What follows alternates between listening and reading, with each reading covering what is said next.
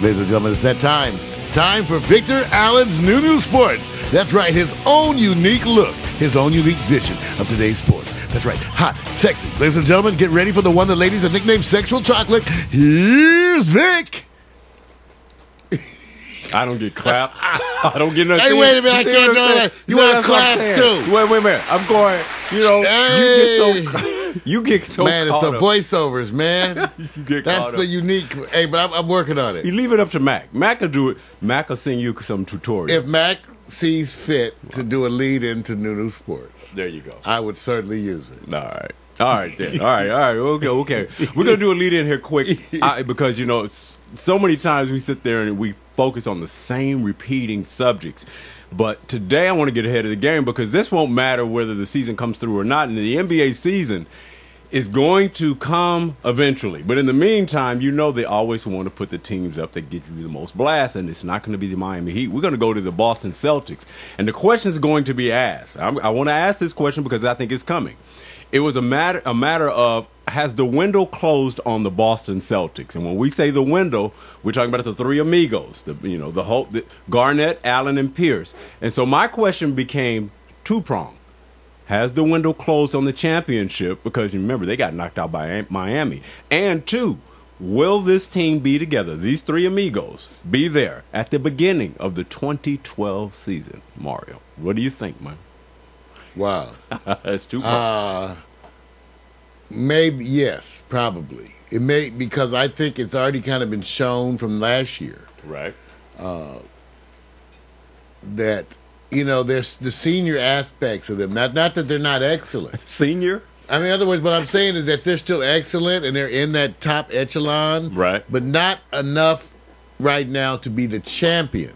Right. And so they're going to be underdogs or relatively outsiders as it relates to a championship. And without some new blood, now they certainly will be contenders. They might even win the East again. Right. Did they win the East? I thought, who won the East? No, they didn't win the East. No, they didn't win the East. No, they came in second. Yeah. They came in second, right? I think they came in second or third. I can't remember. I can't remember. But anyway, they're going to be respectable. That's the point. They'll be solid. They'll be respectable. But championship, Vic? Right. Championship. Yes. No. So you say the window is gone. See, without major changes to the lineup, yes. Okay, so what we're saying is to have major change-ups. You just answered the question. Now the question is are they going to be same for the Lakers? Well, I'm gonna get to them a little bit later. See, I know where you go with it. We're talking about the Celtics right now. Your ass. But that's the issue with a bunch of them. We talked about that last year, but it's funny. I had forgot about it, right? And now it's right in our face because the season's going to start. Right. Well, maybe going to start. Look, you got old legs here, and the part that I say is the youngest cat off the three amigos, if you want to still use that term, is Pierce, and he's considered, senior. So I don't consider none of them young. Yeah, okay. So with that, you've already answered the question. One is you don't see window has closed, right? You said the window's closed for champion, right? But, they'll be contenders. They'll make it interesting, right? Right. But that's what it'll be, right? That's what I'm saying. No, but they won't be. It's like the Lakers. Well, see, remember the question. They'll be contenders. No, the question is has the championship window closed? I can't see it, Vic. I'm with you. Without major change to the lineup, I can't see it. Right. I just can't bring myself. When I think of championship next year, I'm wondering what Chicago's going to do. I'm wondering what Dallas is going to do. I'm wondering what Oklahoma's going to do. Right. Memphis. I'm not thinking about the Celtics. I know. Or the Lakers. Right. Or the San Antonio Spurs. Right. It's just teams I'm just not, and it's used to be people we always thought about. True. But we're not thinking about them. I'm not thinking about Detroit Pistons. Right. Okay. You're not saying, now let me just say this. The reason why I asked the question is because I believe Rondo had to change his game and slow it up. I think you put him on a different team with his skills of going up and down the court. I said you may be inhibiting this point guard who could do a lot more, but he has to now distribute the game in a slower pace because of the guys who have what they call old legs. So to maximize that, this guy who's an assist machine, now imagine that. He gets way more assists and rebounds for his size, but then you have to take that away because he has to slow the game down to distribute to the older guys. That philosophy, to me, has to change.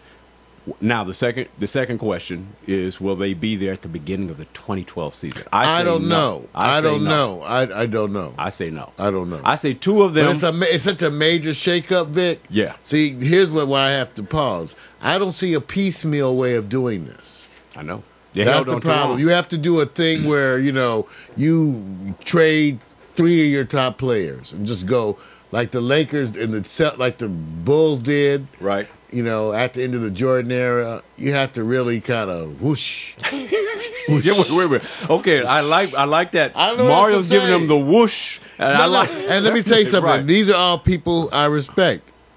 I mean, really respect. I know that. Really, I would wear KG's jersey. No, look. And that's a Celtics. And, that shows you how much time has changed. Right. See, the question becomes is when you hold on to the legs too long. I thought they held on last year too long. And actually, the year that they went what they call toe-to-toe with the Lakers as the championship, going to 7 games, I saw what they call just oxygen masks all over the floor, saying, you guys cannot come back and bring this. Lakers didn't bring it the following year. The Celtics didn't bring it the following year. Neither one of them. They held on too long. We talked about it. It's a changing of the guard. What Vic and I kept observing last year was the speed by certain of the teams. And they're getting the faster. Younger teams. They were playing faster ball, you guys. We were all stunned. Look at Oklahoma, look at Chicago, look at Memphis. They were coming faster. And they're getting better. They were running. They're getting better. Boom. And I was like, whoa. You know what, Vic, I have to comment. That shows you even what's happening in basketball, because I've been watching the women's WNBA. Right. Their speed is actually looks fast as the previous NBA speed. Right. So they've upped their speed to everybody, you guys. Right. Is playing faster ball. Yeah. Faster. And you can't. Somewhere along the way, they say somehow this is the gift of a general manager who can go in and say, I need to get here before the bleeding starts. There's the first cut, and then you get a lot of cuts. Well, I think Jerry West was good at this when he was with the Lakers. He knew how to go, there goes the first cut. I need to start planning strategically ahead. I think Boston has to do such a major transition to change the philosophy of how they play. It is a faster game, an athletic game. Who are your athletes on Boston? When I say athletes, jumpers, blockers, ones who go out there, put their body on the line, who run up and down the court. I said, you got Rondo, right? After that, who's left? I like my boy. I still like Big Baby. He's running. Even though he's small, he's shorter, but Vic, he's running. He is running up and down the court. I still give him. I like to say, because I like what Big Baby brings. Well, you got 2 people. There's others, right? So we both agree that. We both agree. No, we both agree. We saw it coming last year. It's just that, you know what, I have to admit, it snuck up on me. Yeah. Because I haven't been thinking about it because of all the other things. Right. And now to finally think about it, because these are players. It's like when I had to accept that Yao Ming was actually going to be gone. Right. I really liked him as a person. And I wanted him to make a come. I wanted it. Right. Sometimes you just don't. They can't do it. Right. Can't do it. Like Odom. Like, is he going to ever? Yeah. And then look, I'm gonna hit the Lakers next, but I think they have a little bit more oxygen and a little. They're at where Boston was to me the year after the Lakers beat them in the 7th game. I think they're at that year after, and they got to make. You're being kinder to me. You're being kinder because I agree that they are not as bad a situation, but they're bad. But only by it's by degrees. Right. Yeah, This degree, I agree. They're less, but man. Yes. When you look, because when I can look across your group, and see 4 to 5 people, to wonder, where those 4 to 5 people are.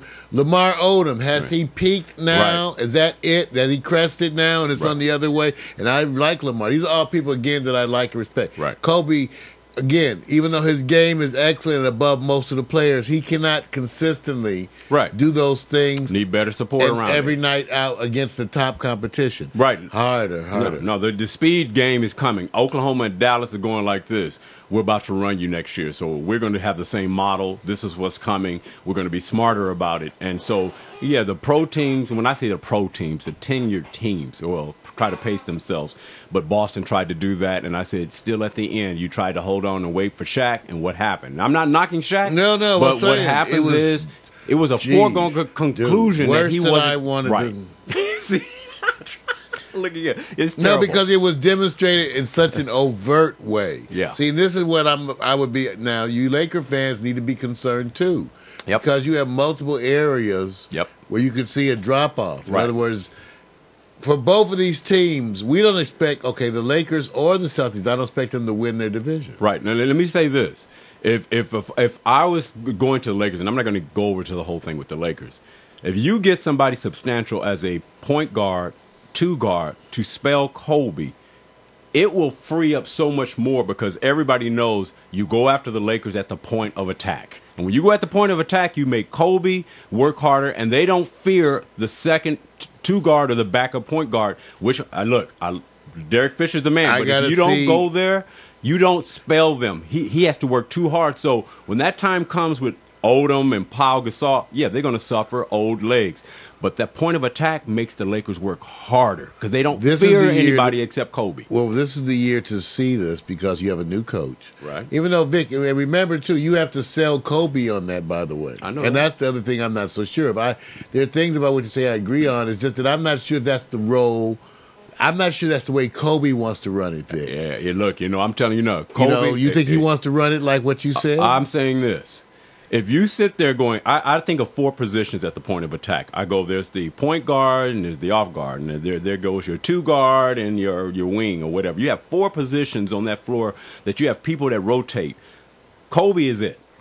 Where are the other players that back him up in any of those positions? And I go with that. Point of attack, you don't have anybody you fear. Do you fear Derek Fisher when he has the ball? No. You fear any other like I said, do you think Kobe, though, is going to favor these changes? What Kobe thinks, I say this. I think Kobe would love to have somebody come behind him and not be what they call relieve me because I'm tired. What's going to happen with Ron Artest? Oh, Ron. Well, I'm sorry. I don't want to. We'll go to Dancing with the Stars later.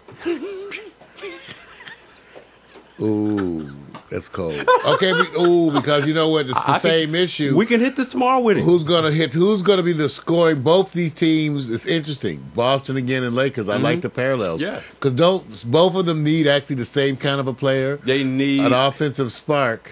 The hard part about it is, even if you get the youth, you don't have the philosophy of the Lakers to run successfully. Nor with the Celtics. So how are you going to Well, they do, Vic. Wait. We got to watch how we say that, Vic. They run successfully against 85% of the teams they play, probably. Yeah, and pacing, let me just say this. That's not enough to be champion. Yeah. The part is that when you approach a team, when you do what Boston did that one year when they went buck wild and won the championship, and they said they were on a mission where you said tired wasn't the issue. When you start having a team where you have to worry about oxygen, you already are defeated. The mentality is, I have to pace you. We know that. That goes back to the whole thing of just outrunning cats, period. Right. In basketball, there was always reasons to support that kind of thing. You can't have 16 and 15-year and 14-year tenured floor generals trying to run up and down with cats who are third, fourth year in the league. It's just the talent, the drain. You're susceptible to injury, all those things. And Boston proved it last year. I said, you had a rotation of injuries. Never had everybody on the same place. I said, that's age. That's the way it is. That's true. All right, we're going to go to the second topic here. Not that I'm not going to hit the Lakers tomorrow, but I'm going to go to college football.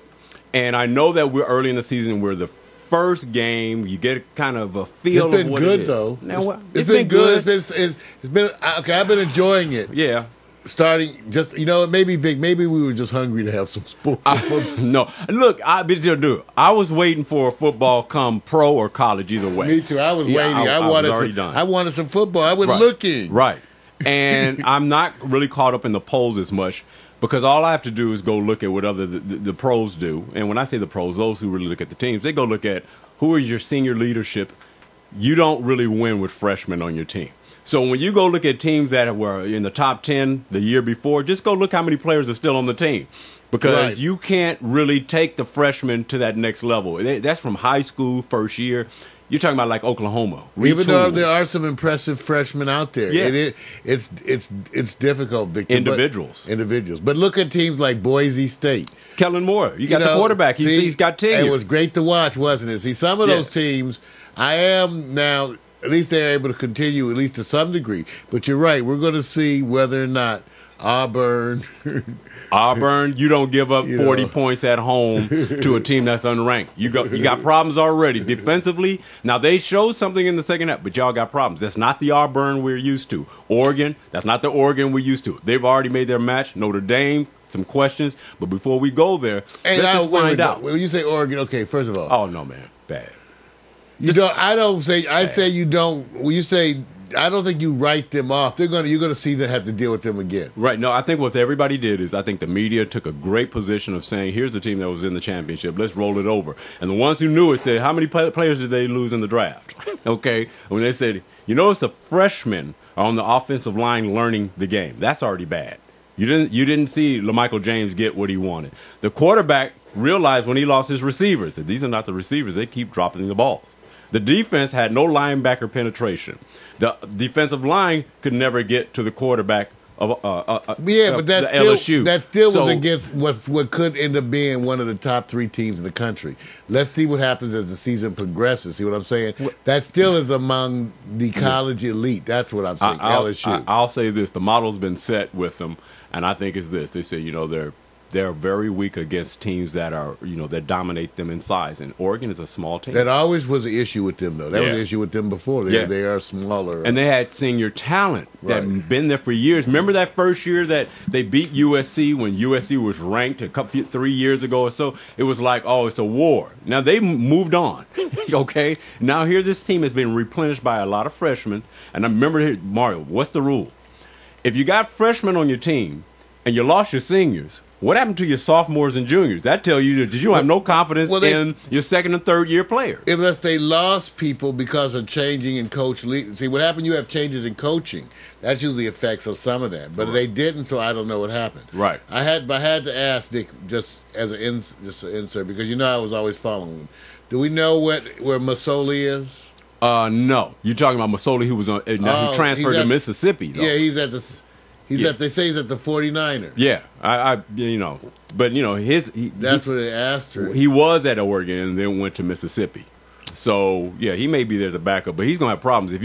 If Alex Smith is right now trying to resurrect himself. He was waived on August 22nd. Yeah, he's not a traditional quarterback. He was signed with the San Francisco 49ers as an undrafted free agent, who was waived on August 22nd. Yeah, he's not a traditional quarterback. He was a scrambling quarterback. He had some low center of gravity, could scramble. He was good, but, just not your traditional. He signed with the Omaha Nighthawks on the 25th of August. Yeah, I watched them on the that new channel called Get Your Urban TV new package between 12:15 a.m. and 12:30.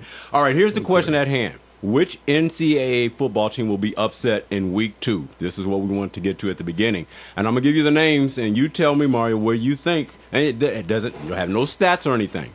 We're gonna go with Oklahoma #1 at Florida State #6. I think that's the game of the week, bar none, because they're going into the Seminole country. #2, we have Alabama, who's rated #2 against Penn State. Penn State is not even in the top 25, so that may be a no-brainer, but you never know. #3, Arizona at Oklahoma State. Now, Oklahoma State is a scoring machine. Arizona still is like in the top 30, 35, but not in the top 20 or 25. And then, of course, this may not be the ranking. Notre Dame recently at #16 probably has changed because of the loss against South Florida at Michigan. And then BYU at Texas, #24. If you had to look at an upset that's going to take place, who would you pick as the upset for the week? The least amount of an upset. Michigan. And I don't know if that's a true upset since they are not going to be ranked #16 anymore because they lost that game against South Florida. Yeah, but I want to watch that one. That's one of the ones. That Oklahoma and Florida State, that's going to be a good game. I just don't think it's going to be any upset. Okay. So you only see the loss Florida State is not going to be Oklahoma. Okay. I don't think Texas. BYU at Texas now. Be careful. I don't know that. I don't think Texas can beat BYU. So no. You don't. I think Michigan is the most likely to upset. So you just said you don't think Texas will beat BYU. That means it will be an upset because that's #24 Texas. BYU is unranked. You're picking BYU. I don't know them well. You wait for this shit. Okay, so here's this is an even game on Notre Dame and Michigan. Yeah, I don't know. I just don't know. See, I don't know them good enough. It's Texas. They changed too much. Right. Right. And BYU, yeah. I know. But I like they always come with something, though. I like to watch them. Yeah, I'm going to pick. I'll say BYU will give Texas a game. And yeah, they always give people a game, Yeah. out of nowhere. I just like to watch. They always are playing as underdogs, right? Right. No offense. It seems like every time I'm watching them, Right. they're not expected to do anything. Right. Okay. Right. Now, here's the other thing I'm going with. Oklahoma is so sound on their offense because they got all these returning starters from last year. They're going to be quarterback galore.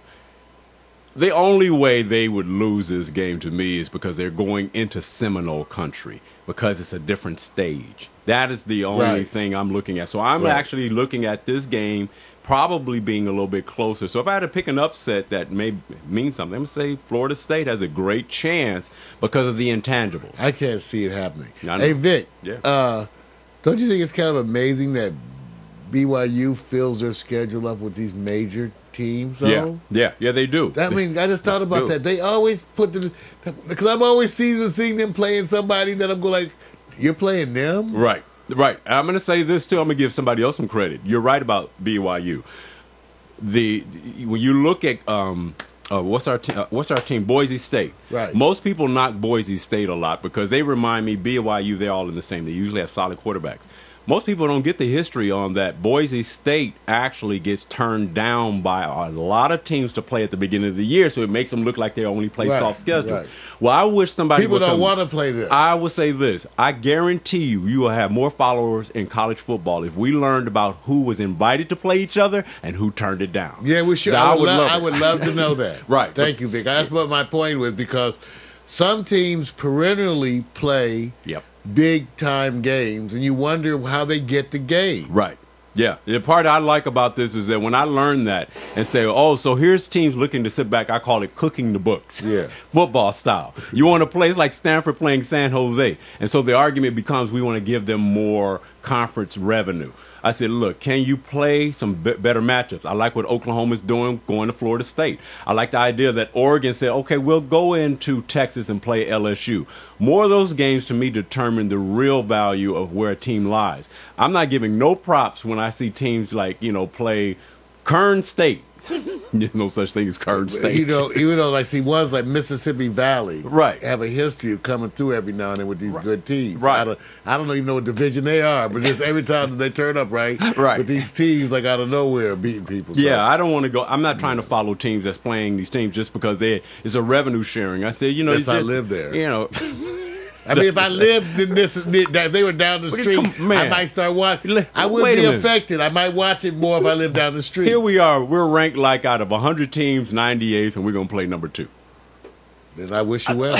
See, but I like those things. I don't. What's the logic? Oh, they need some money. It might be BYU. Yeah, okay, right. It might be BYU. Get more time. Appalachian State, watch out. Same thing. Say what I'm saying? That's another good example. Yeah, that's right. All right, we're going to go over to the next one. I say, we have a dark horse that always pops up, and I hope it happens this year in the NFL, the actual championship, whether it's the AFC or NFC. And my question is, which dark horse underrated team will earn a spot in a divisional championship game?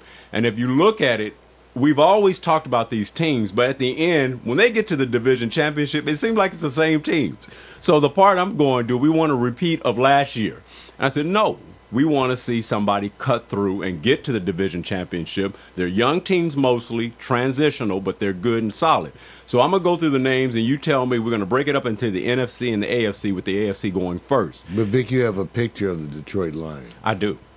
They have messed up how many Thanksgivings? Do I get it? But I tell you how many Thanksgivings have been totally this decimated? Is not the team. Did you see what they did last year? I'm just saying they have jacked up so many Thanksgivings. How long? By watching the damn. When does that go in? Wait a minute. Have you did you watch Detroit last year? I'm going to root for them this year. Okay. I really am going to root for them. I'm just saying, Vic. Yeah. This may be the first Thanksgiving. Right.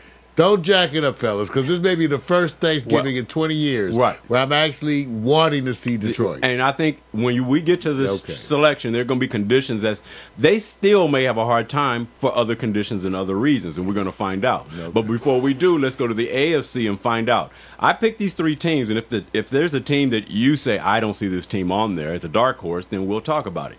But the first 3 teams that came to mind for me was the Houston Texans, Oakland Raiders, and Kansas City Chiefs.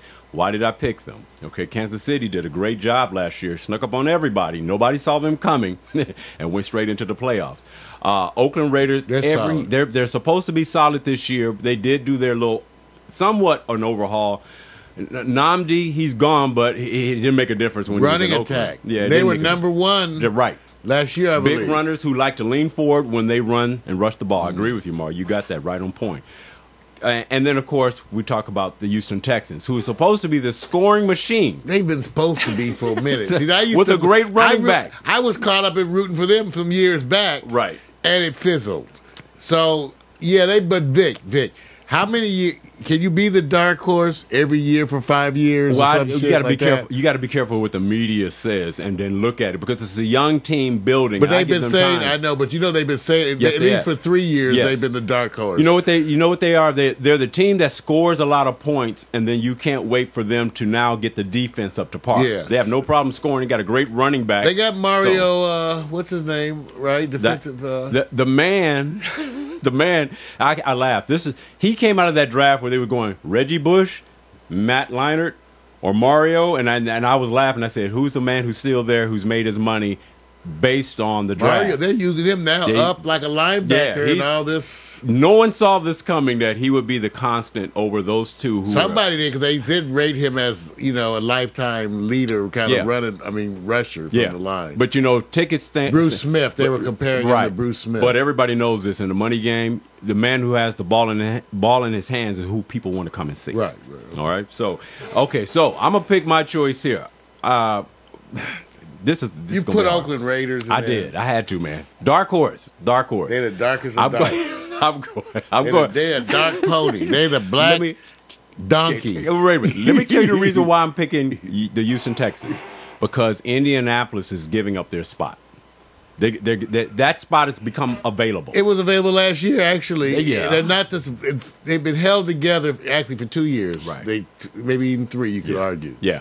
Yeah, when you give up a spot, when a major power like that gives up a spot, the dynamics are so open that now here's a team who said we're somewhat positioned, maybe not to replace them as the big power, but we have a slot available, and they can sneak in by who they end up playing. So I'm going to say Houston. Who are you selecting, Mario? Houston. You win. No. Well, I like Kansas City, though. Right. I've been rooting. No, I'm going Kansas City. You know what? No offense. I've been rooting for Houston. I'm sorry. All right. I got to go with Kansas City. Look more sure. All right. Look more. They just have to continue what they already were building on. Okay. And it's actually that's why they're the dark horse. Right. Because they were so solid last time. Okay. Yeah, no, Kansas City, man. But Houston, I've been rooting for them. Right. But I ain't seen it. So I have to say I'll wait. You'll wait. Okay. I'll wait. Let's go over to the NFC side. We were talking about Detroit, the Lions, and St. Louis Rams, and Tampa Bay Buccaneers. Strong team. St. Louis made it, to the playoff between Seattle last year, so they hit the front door of the playoffs.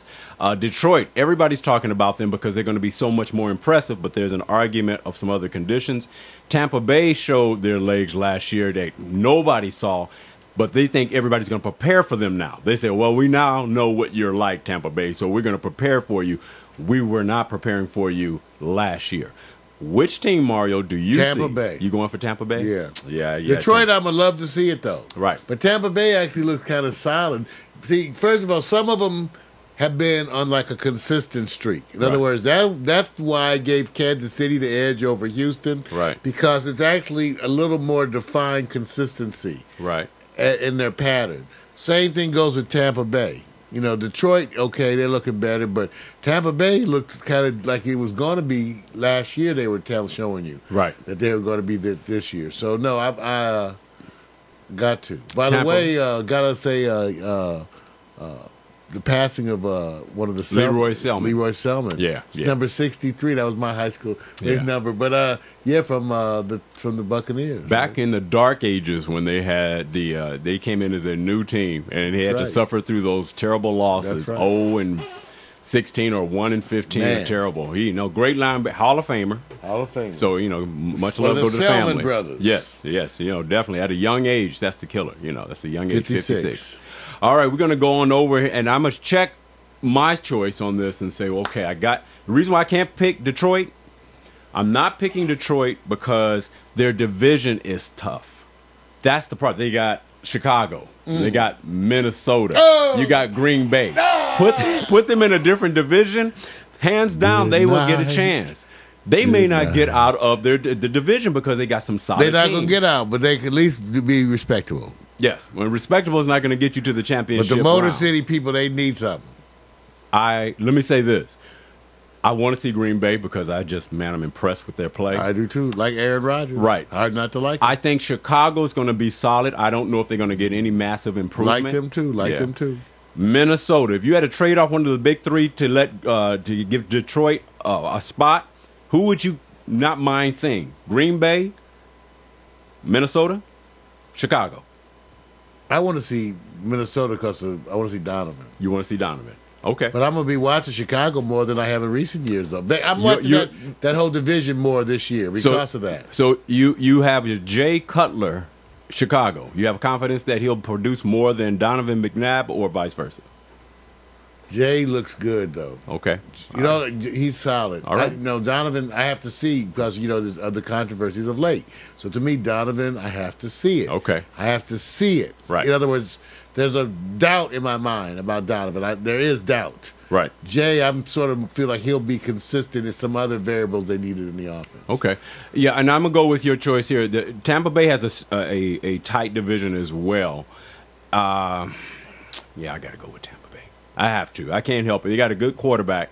I think they will make a little bit more noise, but I think Detroit has the better team to move forward. It's just the competition so thick in their division. So we'll see. We'll see how it goes.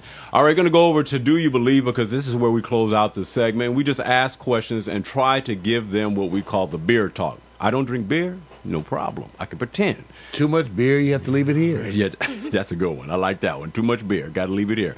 All right. Do you believe Indianapolis Colts quarterback Peyton Manning will not play for at least the first 3 games of the NFL season?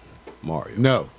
You think he'll be in when? Oh, Peyton Manning. Peyton. Oh, I'm sorry. I'm sorry. I was looking at Brady, thinking about Brady. What's that? I put that picture up for a reason. Don't be saying that. This is my segment. Leave that no word curse off. words. Man, come on. That's the fork with us. That's the fork us. They like say a tender roast. That's it. Thank you. Okay, no, yeah, I think 3 games. Yeah, it could be more. You think now?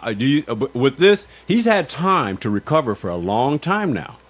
Why would it be? See, my question becomes, why? I mean, if they're going week to week and he's going, I felt soreness. Because they say it like that. That's the only reason. You said 3 weeks, which seems like a short period of time. That's why I thought it had a reasonable chance of being true. Yeah. I would but it could be more. Yeah, I say this. I think right offhand, once they make a decision to say he's not playing in the first game, I think you relax and go, okay, there's no need to push the envelope. For what reason? Because you're talking about a team that you say, is it better to have value this year than the following years? And I'm going, how many years does Peyton have left? Well, based on how he plays the game, he's not a scrambler. He's got a good arm for what, 2 or 3 years easy? If he's healthy. And he has the mind, because there's no doubt he's going into coaching, I think. Yeah. We talked about that before, right? Right.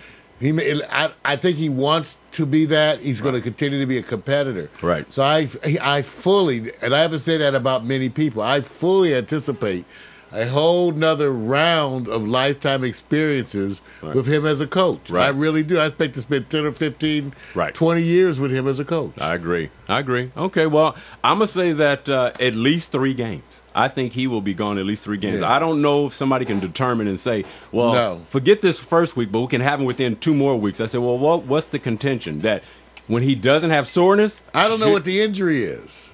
See, I need to know. I can give you better. I don't know what the injury is. Right. And plus, then if they told you, you have to consider whether they're lying or not. Well, and the other part about this is just because you're not sore doesn't mean you fully healed. You just, like you said, it's like somebody going to the doctor saying, I'll go when it hurts. And says, well, maybe that's not wise. That's why he said get a checkup. And something else is out there. So I'm saying definitely 3 games minimum. All right. Do you believe, in a recent statement by Tom Brady, he would welcome Randy Moss with open arms? Is at least a strong push by unknown supporters of Moss to campaign for a spot on the team. When this subject comes up, it sounds like somebody's trying to push the Moss campaign. Do you believe that's happening, Mario? It may be. Maybe. And Tom Brady said if you had a choice? Yeah, I think he would. Well, if that's true, right, then I would say that it is. Okay, now let me ask you. Even though I'm not sure that Belichick would respond to that. It could be a money thing, too. Yeah. But it could just be opening dialogue. In other words, to come back and make a chance with the Patriots, just on a chance of what you can make in the offseason. Right. I mean, not offseason, the postseason. Right. You know, playoffs. It's worth it, even if you go play for the league minimum. Yeah. It's plenty to have some fun at this stage in your life, to let it go all out. Right. I can see it. Well, here's the thing that makes it interesting for me. Tom basically said, hey, look, it was my choice, which is not my choice. Of course I would welcome him. What would you expect him to say? He had to say, I can't imagine him saying, no, I don't want him. The second thing is I was thinking, I said, what would constitute that they will have more confidence in Ocho Cinco than Randy Moss, since Randy's already been there? And if Ocho Cinco is what they call a focus on media and marketing himself, is that more tolerable than Randy Moss? I wonder, because in my mind, I tend to think Randy Moss is more valuable than Ocho Cinco. But maybe I'm wrong. Maybe Tiki Barber is more valuable. You're wrong. That's wrong. Tiki, you know what? You don't have to worry about being 36 or 37. That's not the issue. 4 years out of the league or 3, that's not the issue. The issue is they already think you're in the league. They keep looking at your brother. All right, let me just say this. Do you believe? I'm going here to the next one. If Notre Dame football team loses against Michigan, the balcony cat calls will begin. Sorry about that. With an 0-2 season. That means they go 0-2, starting off 16th ranked. Will the balcony? You know what I'm saying, Mark? They like to, the balcony, that's the cheap seats. No. They tend to. So wait a minute. Do they deserve to have the cat calls coming out as ranks number 16? I think you get what you deserve. You're being too diplomatic on that. That means if you get cat called, you probably deserve it. Well, wait a minute. If you're ranked 16th and you lose against an unranked team, and then the following week another unranked team? Well, I said you probably deserve it. That's what I said. So you're saying yes? Yes, sir. I'm saying yes, and I'm eating some fruit cup. Well, you won't get long because I'm about to end this segment. I just want to know, will all eyes be focused on Notre Dame this weekend more so than Oklahoma? And I said, I don't know about more, but they damn sure will be focused, though. Well, I think it would have been if Notre Dame didn't lose to South Florida. It would be, yeah, but I'm going to be watching anyway. Okay. Well, maybe, or maybe more because everybody wants to see if they want to lose 2 in a row. Yeah. So I don't know. I'm going to be watching. I want to see that. Yeah. Well, in the meantime, you guys, thank you. We're done. My new sports is over with. We'll continue tomorrow. We'll try to exercise some review on the Lakers. That's Victor Allen's new sports, his unique Neil Urban insight in today's world of sport. That's right, Victor Allen, new sports. There he was. That was Victor Allen.